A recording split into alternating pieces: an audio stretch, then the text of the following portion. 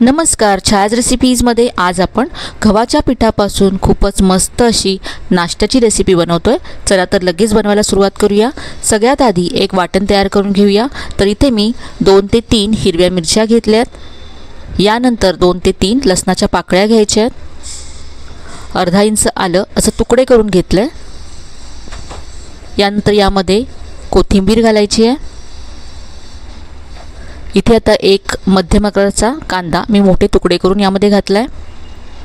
यानंतर एक मध्यम आकाराचा कच्चा बटाटा मी सोलून तुकडे करून यामध्ये घातला। आता पाणी न घालता याची अगदी बारीक अशी पेस्ट तयार करून घ्यायची आहे। कांद्यामध्ये बटाट्यामध्ये भरपूर प्रमाणामध्ये पाणी असतं, त्यामुळे इथे पाणी घालायची गरज नाही आहे।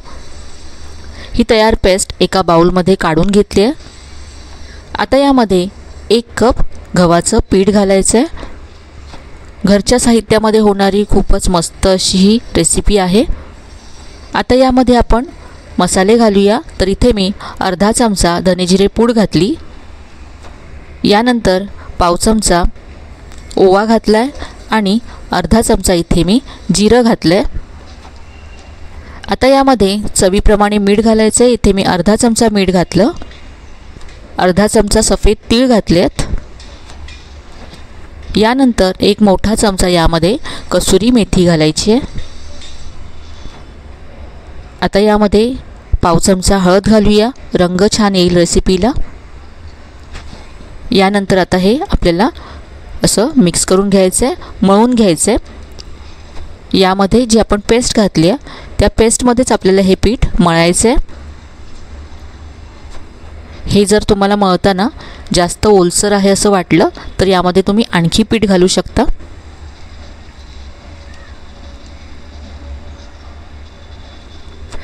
याचा आता आपण गोळा मळून घेऊ। जी आपण पेस्ट केली त्या पेस्टमध्येच आपण हे पीठ मळून घेतलं, त्यामुळे या रेसिपीला चव खूप छान येते। आता हा गोळा मळून घेतलाय मी। यावरती अर्धा चमचा तेल घालायचं आहे आणि पुन्हा मळून घ्यायचं आहे।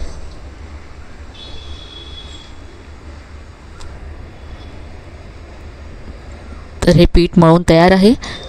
कडक सुद्धा नाही आहे आणि जास्त सॉफ्ट सुद्धा नाही आहे, मध्यम असं हे पीठ मळून घेतलंय।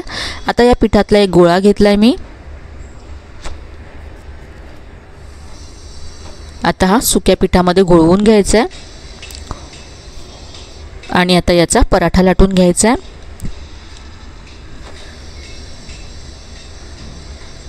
याच पिठापासून तुम्ही पुऱ्या सुद्धा बनवू शकता, त्या सुद्धा खूप मस्त लागतात चवीला।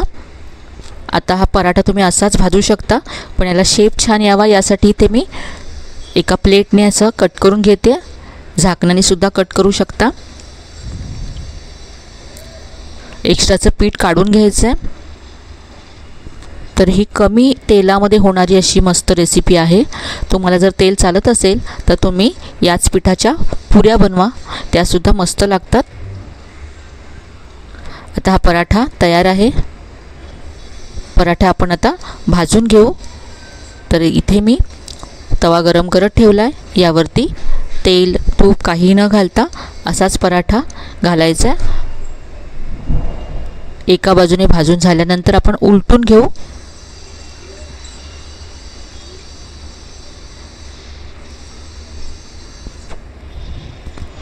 तर हा पराठा आता प्रेस करून दोन्ही बाजूने खरपूस भाजून घ्यायचा आहे।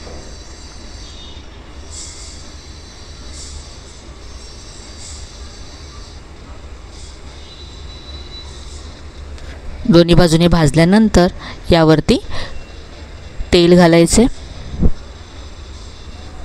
सुरुवातीलाच तेल घातलं तर पराठ्यावरती लगेच डार्क स्पॉट येतात आणि आतपर्यंत खरपूस असा भाजला जात नाही, म्हणून आधी भाजून घ्यायचा पराठा आणि नंतर मग यावरती तेल तूप किंवा बटर तुमच्या आवडीप्रमाणे घालू शकता। तर इथे पहा मस्त असा पराठा आपला खरपूस झाला आहे, दिसायला सुद्धा मस्त दिसतोय।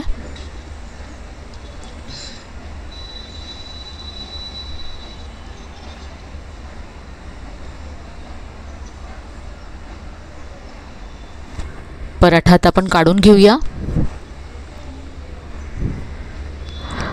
आणि आता इथे मी दुसरा पराठा भाजून घेते। नाश्त्यासाठी अगदी मस्त रेसिपी आहे।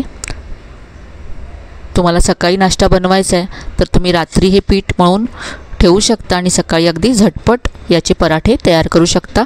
मुलांच्या नाश्त्यासाठी, टिफिनसाठी खूप छान रेसिपी आहे।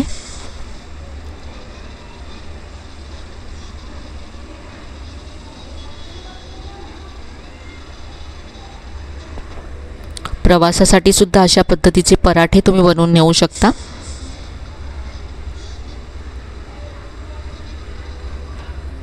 तर इथे आता हे पराठे मी लोणच्याबरोबर आणि टोमॅटो केचप बरोबर सर्व केलेत। असेच सुद्धा हे पराठे खूप छान लागतात। तुम्ही दह्याबरोबर सुद्धा सर्व करू शकता। अगदी मऊ लुसलुशीत असे हे पराठे तयार झालेत आणि दिवसभर किंवा थंड झाल्यानंतर सुद्धा ही असेच राहतात हे आणि चवदारच लागतात।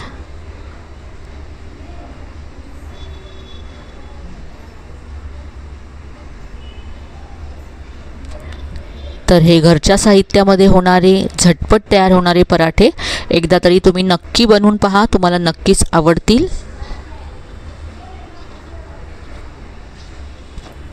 आजची ही रेसिपी तुम्हाला कशी वाटली कमेंटमध्ये कळवायला विसरू नका। रेसिपी आवडली असेल तर व्हिडिओला जास्तीत जास्त लाईक करा, शेअर करा। चॅनलला अजून सबस्क्राईब केलं नसेल तर अशा छान छान रेसिपीज पाहण्यासाठी पटापट चॅनलला सबस्क्राईब करा। चला तर मग पुन्हा भेटूया अशा छान छान आणि नवीन नवीन रेसिपीजसह। तोपर्यंत धन्यवाद।